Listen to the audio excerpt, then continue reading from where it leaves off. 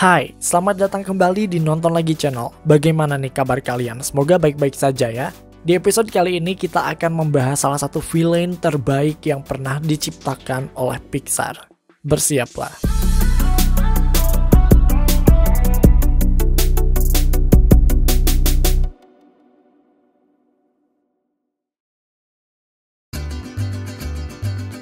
Ernesto de la Cruz. Siapa yang tidak mengenal nama satu ini? Seorang musisi berbakat dalam universe Pixar yang rela melakukan apapun untuk meraih mimpinya. Selama bertahun-tahun, Ernesto de la Cruz dianggap sebagai panutan, bahkan pahlawan yang memberi semangat pada siapapun untuk tidak menyerah dalam meraih mimpi, apapun tantangan yang dihadapi. Ini adalah semangat yang harus kita tiru karena tidak ada pekerjaan yang lebih menyenangkan selain menjalankan mimpi sendiri. Yang kita butuhkan dalam kasus ini hanyalah satu kata, passion. Ketika kita mengetahui passion kita, maka kita tahu apa yang harus dilakukan untuk mewujudkan mimpi dan passion kita itu. Sekilas, kata passion ini memang memiliki makna yang selalu positif. Namun, apalah artinya jika semuanya justru malah mengarah pada kegiatan atau perilaku yang membahayakan diri dan orang lain? Seperti merasa diri kurang kompeten, bersaing secara tidak sehat, mengkhianati sahabat sendiri, hingga melakukan pembunuhan. Saat itu terjadi, maka passion telah berubah menjadi sesuatu yang toksik. Seperti yang dilakukan oleh Ernesto de la Cruz, ambisinya untuk menjadi seorang musisi telah mengubahnya menjadi sosok yang tidak memiliki hati dan akal sehat. Dia rela mengorbankan sahabatnya sendiri demi meraih popularitas yang fana ini. Ketika kita mengetahui bahwa musisi yang sebenarnya adalah Hector, semua orang terkejut. Lebih mengejutkannya lagi adalah ternyata dia adalah ayah kandung dari Mama Coco. Kita juga dibikin kesal karena Ernesto nampak tidak menyesali perbuatannya sama sekali. Ia menganggap bahwa membunuh Hector adalah solusi yang tepat untuk karirnya yang cemerlang. Aduh, dia adalah villain yang paling dingin, paling heartless dalam Pixar Universe. Tapi guys, ada sesuatu yang mungkin kalian lewatkan dalam tragedi pengkhianatan Hector ini. Karena ternyata setelah dipikir-pikir dan nonton lagi filmnya, apa yang dilakukan oleh Ernesto de la Cruz sangatlah reasonable, alias memiliki alasan yang kuat. What? Apa yang terjadi sebenarnya? Mengapa Ernesto melakukan tindakan brutal semacam itu pada sahabatnya? Adakah alasan lain mengapa dia bertindak seperti itu? Kita akan membahas semuanya dalam video ini. Kita juga akan melihat kasus ini dari kacamata psikologi. Namun sebelum masuk ke videonya, seperti biasa jangan lupa untuk like, share, dan komen jika kalian suka video ini. Tekan tombol subscribe dan aktifkan notifikasi loncengnya supaya kalian tidak pernah ketinggalan video terbaru dari kami dan sebagai bentuk dukungan kalian terhadap berkembangnya channel ini. Oke, ini dia teori gelap Disney Pixar part 36 episode Di Balik Pengkhianatan Ernesto de la Cruz.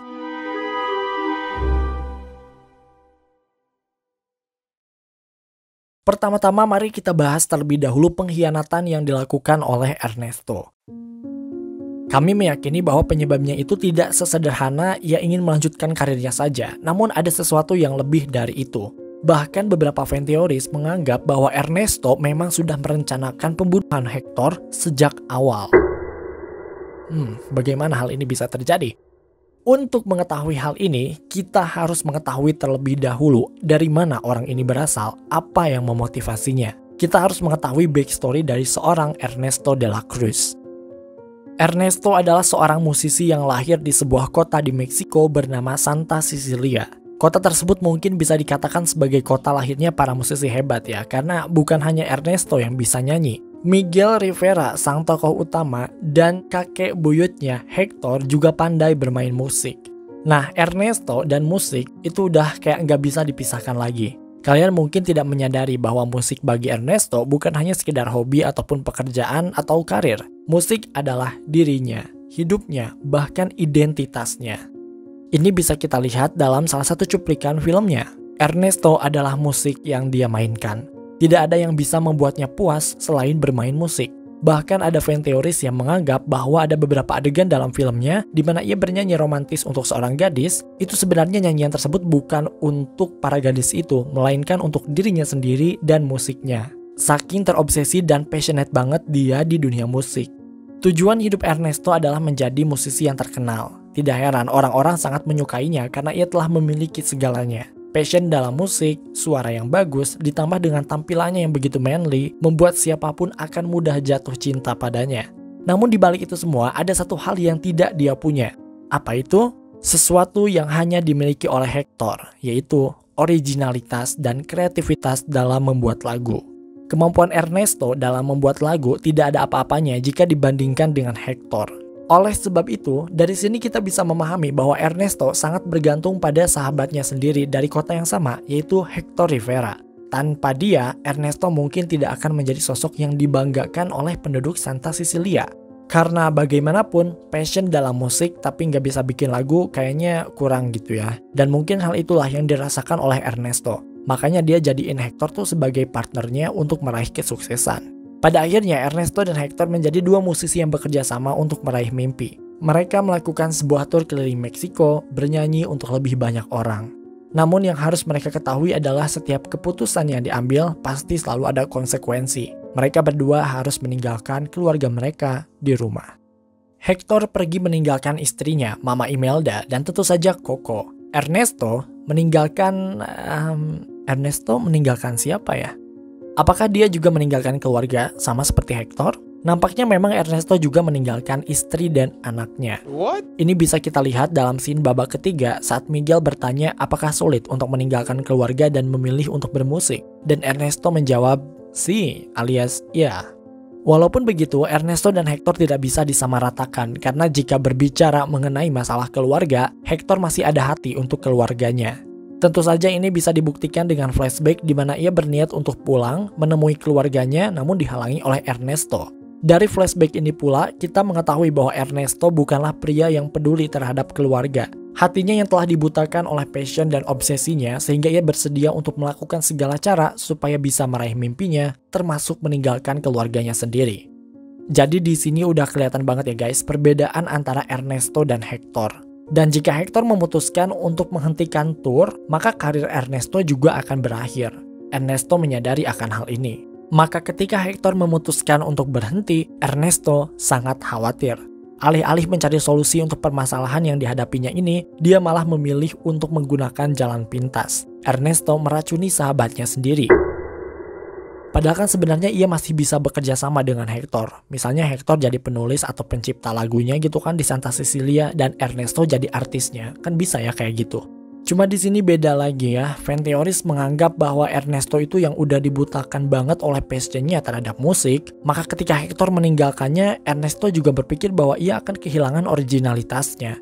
Ernesto juga sadar bahwa pencapaiannya saat ini tuh tidak akan bisa diraih tanpa peran besar dari Hector. Makanya satu-satunya cara untuk mempertahankan karirnya adalah mencuri lagu-lagu yang ditulis oleh Hector dan melenyapkan Hector itu sendiri.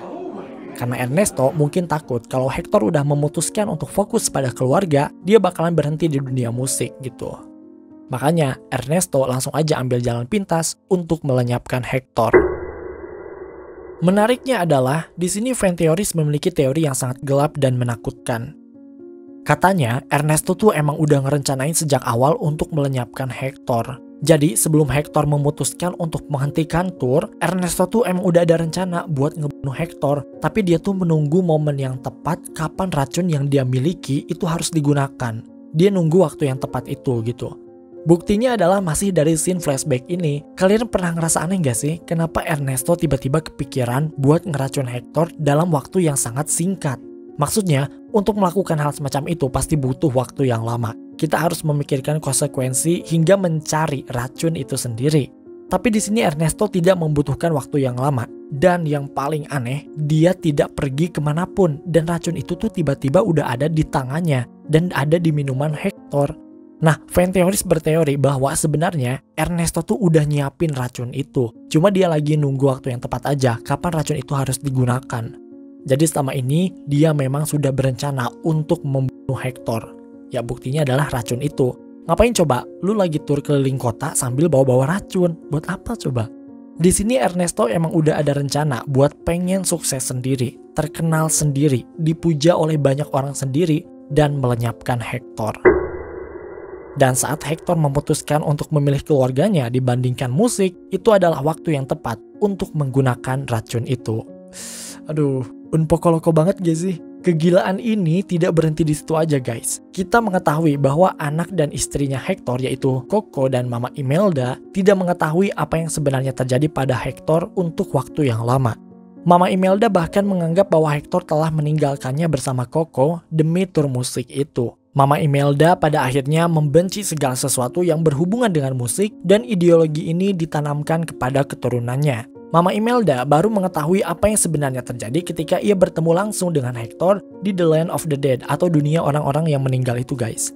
Dan kalian tahu artinya apa? Artinya adalah mayat Hector disembunyikan atau mungkin dibuang oleh Ernesto. Ya, buktinya adalah Mama Imelda dan keluarga besarnya tidak mengetahui keberadaan dan apa yang sebenarnya terjadi pada Hector sebelum mereka bertemu di The Land of the Dead itu. Ngerti nggak sih? Jadi, setelah kejadian diracun itu, Ernesto menyembunyikan mayatnya. Kemudian ia mencuri lagu-lagunya dan melanjutkan tur tanpa Hector. Kita nggak tahu apakah pada akhirnya mayat Hector ditemukan atau tidak, karena kita tidak melihat adegan ini dalam filmnya ya, karena mungkin emang terlalu gelap ya guys ya. Namun pertanyaannya adalah apakah Ernesto merasa bersalah atas apa yang telah dia lakukan? Mungkin ya, mungkin juga tidak. Dia mungkin merasa bersalah sejak kita melihat fakta bahwa ternyata dia memasukkan adegan pembunuhan itu dalam salah satu film yang dibintanginya. Somehow ini kayak ngasih semacam clue kalau Ernesto tuh juga merasa kehilangan dan trauma. Apalagi di sini dia memerankan karakter yang diracunnya itu, bukan dia yang meracun. Bisa juga nggak merasa bersalah karena pertama itu hanya film. Justru dia ingin membuktikan bahwa dia bisa menjalani hidup dengan mimpinya walaupun sudah mengorbankan sahabatnya sendiri. Selain itu, film yang dia produksi dianggap sebagai cara supaya citra atau image dia di mata masyarakat itu lebih baik. Sehingga peluang kemungkinan untuk mencari masa lalunya ya sangat kecil gitu. Dia ingin dianggap sebagai pahlawan. Bukti lainnya adalah kita melihat bahwa Ernesto tuh di dunia kematian alias di The Land of the Dead masih aja jahat sama Hector dan keluarganya.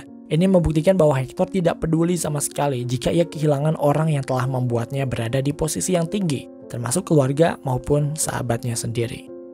Well, ternyata risiko yang terlalu terobsesi dengan passion cukup bahaya juga ya guys. Kondisi yang dialami oleh Ernesto bisa dibilang sebagai obsessive passion, yaitu sebuah kondisi di mana ia terlalu terobsesi dengan passionnya, sehingga ia bisa melakukan apapun demi mewujudkan passionnya itu. Ini biasanya terjadi di lingkungan pekerjaan sih guys. Misalnya ada yang terlalu passionate untuk masuk ke perusahaan atau menempati posisi tertentu. Dan ketika orang tersebut itu udah dapat posisinya, dia malah dieksploitasi oleh atasan. Seperti yang tertulis dalam HBR, Harvard Business Review, yang menyebutkan bahwa mereka yang terlalu passionate dalam mengejar sesuatu cenderung lebih mudah untuk dieksploitasi, seperti diminta untuk melakukan pekerjaan lebih lama dan melakukan beragam tugas yang tidak sesuai dengan job desk-nya. Hal ini bisa terjadi karena atasan berpikir bahwa orang yang bersemangat melihat extra job sebagai sesuatu yang dianggap sebagai hadiah. Banyak tuh film yang mengangkat isu tentang orang yang terlalu obsesif dengan passionnya. Misalnya Black Swan yang terobsesi ingin memerankan suatu karakter dalam Ballerina. Ada juga Whiplash, ada juga Aitonya, dan masih banyak lagi. Nah, menariknya adalah ada satu persamaan dari film-film itu, yaitu bagaimana mereka menggambarkan orang yang terlalu terobsesi dengan passionnya cenderung diperlihatkan sebagai orang yang depresif, anxiety, dan ya dia rela melakukan apapun demi terwujudnya passion itu.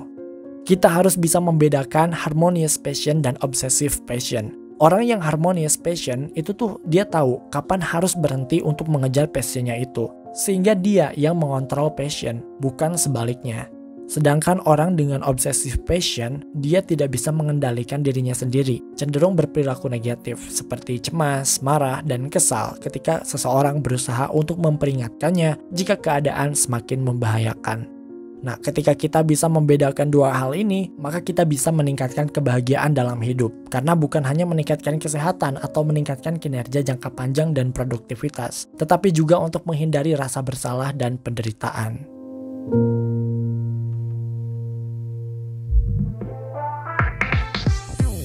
Oke guys, itu dia teori gelap Disney Pixar part 36. Semoga kalian bisa terhibur ya. Terima kasih karena telah menonton video ini hingga akhir. Luangkan waktu untuk like, share, dan komen jika kalian suka video ini. tekan tombol subscribe dan aktifkan notifikasi loncengnya supaya kalian tidak pernah ketinggalan video-video terbaru dari kami dan sebagai bentuk dukungan kalian terhadap berkembangnya channel ini. Mari terhubung lebih dekat dengan cara follow kami di Instagram dan TikTok di @nontonlagi untuk mendapatkan info dan rekomendasi film terbaik. Dan jangan lupa Creepy Crime Case kini hadir di Spotify. Sampai jumpa di episode Nonton Lagi channel berikutnya.